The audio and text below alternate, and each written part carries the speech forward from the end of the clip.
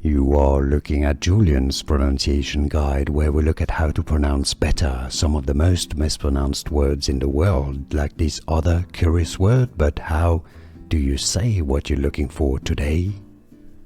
Let's learn once and for all how to pronounce this name, originally from Hebrew, from the Bible, the book of Enoch. There are two different pronunciations. It's an angel, pronounced in Hebrew Azazel.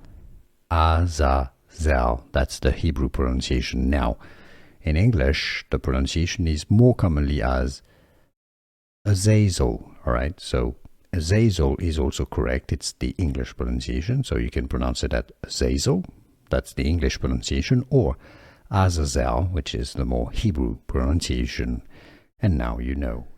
Here are more videos on how to pronounce more confusing words and names too many mispronounced. Like this video if you found it useful. I appreciate your support. I'll see you soon and thanks for watching.